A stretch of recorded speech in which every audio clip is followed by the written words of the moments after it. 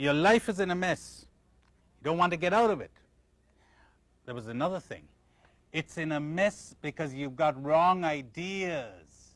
Not because there's anything wrong with you. You're okay. And I'm okay, you're okay. We're all okay. We're great. There's nothing wrong with us. They put wrong ideas into our head. Somebody did. We needn't spend too much time trying to catch the culprit. But anyway, the fact is you got wrong ideas. You know, it's like somebody gives you a stereo set and you get a manual of instructions that comes along with it. They gave us the manual of instructions. It was all wrong. So you're not getting music. You're getting scratchy sounds. You're getting upset. You're getting conflicts. You're getting loneliness. You're getting emptiness. Now, there are many ways of putting the formula. I'm going to give you the simplest I found. I'm going to give it to you in the words of old Buddha. Why did I choose him? Because his is the simplest of all. But you find it everywhere. It's the simplest of all. Enunciated with limpid clarity. You're probably going to disagree with it, but you can't miss the point. Here it is. The world is full of sorrow. The root of sorrow is attachment. The uprooting of sorrow means the uprooting, the dropping of attachments.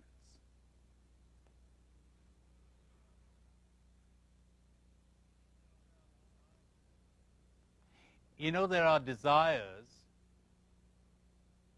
on whose fulfillment my happiness does not depend. You got lots of desires on whose fulfillment your happiness does not depend. Or else you'd be climbing walls, you'd be nervous wrecks. All of us have two types of desires. We got desires, you know, we desire all kinds of things, and gee, we're happy to get them. And we don't get them, okay, too bad. We're not unhappy. But we've got other desires. Good Lord, if we don't get that, we're going to be miserable. That's what he calls an attachment.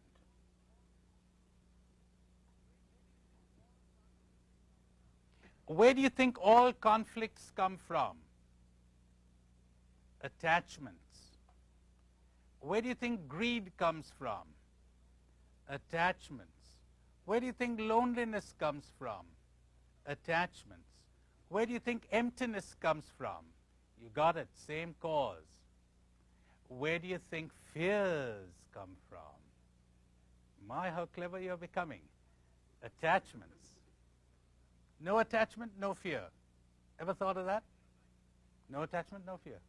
We're going to take your life. Go right ahead. No attachment to life. Happy to live. Happy to let go. You think that's possible? You know something? People have attained it. So it is possible. Want to attain it yourself? Attachment.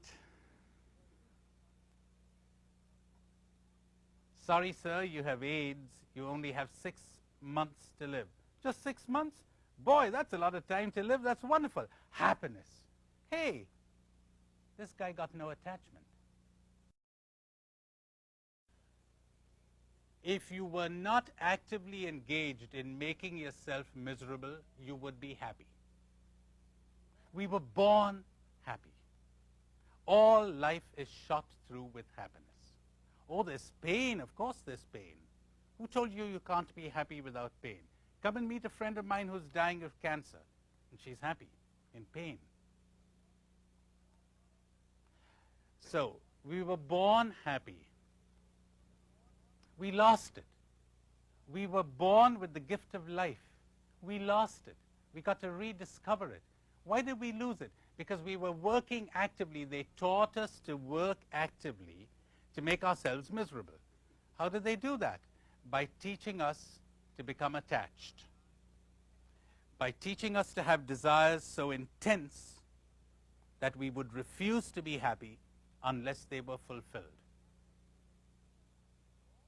The tragedy is, my dears, the tragedy is that all you need to do is to sit down for 2 minutes and just watch how untrue it is that you would be unhappy without A or B or X or Y or whatever.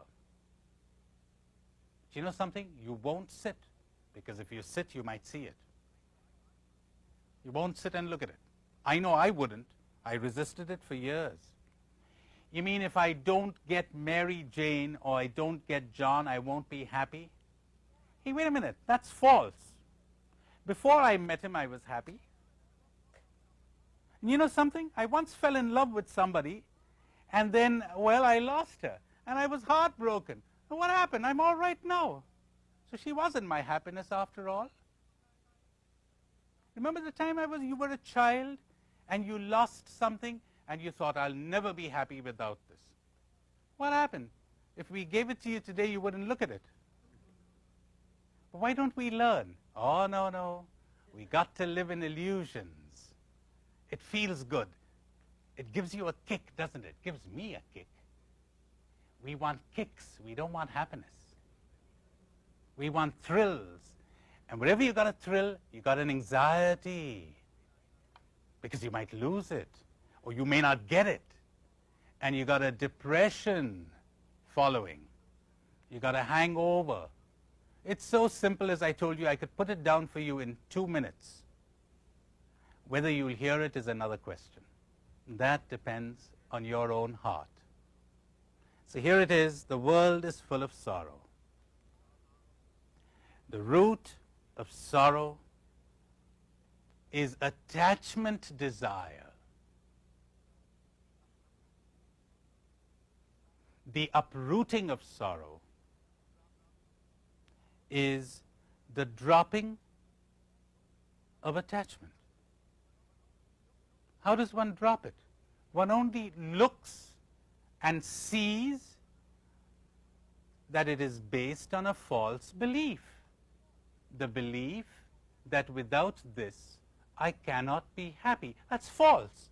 The moment you see it's false, you're free. Good luck to you. May take you 1 minute, may take you 25 years. But the day you see it, you're free. Does this mean dropping of attachments? Does it mean detachment from the material world? No. No. One uses the material world, one enjoys the material world, but one doesn't make one's happiness depend on the material world. Is that clear enough? Like, look, what I'm saying is, you really begin to enjoy things when you're unattached, because attachment brings anxiety.